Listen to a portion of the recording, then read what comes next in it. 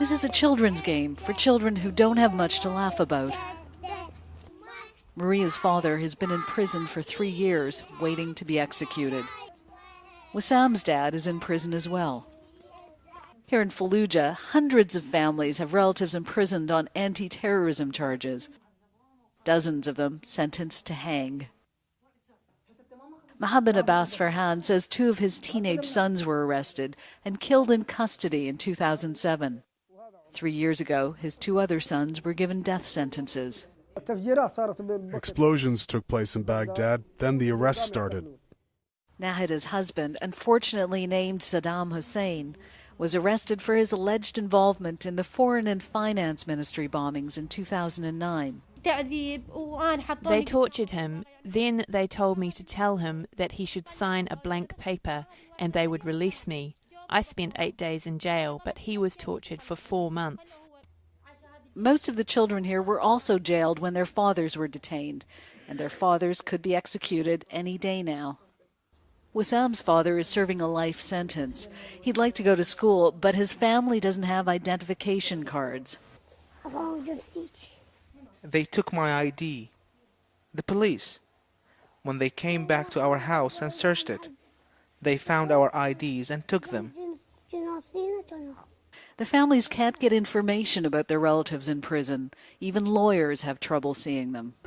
These are the ruins of the Justice Ministry. It was bombed in 2009. The government says it's still fighting a war against terrorism.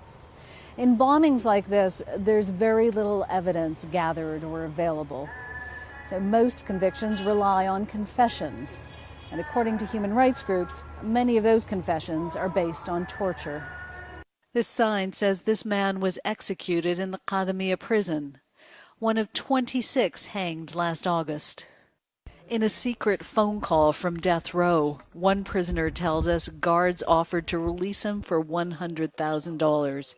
He didn't have the money. They used electricity, beaten us with plastic hoses, beaten us with cables. They threatened us with other things, like raping our families and things I can't even mention. They put electricity on my tongue and my genitals. They kept on torturing us until we signed certain papers, and we didn't even know what was written on them.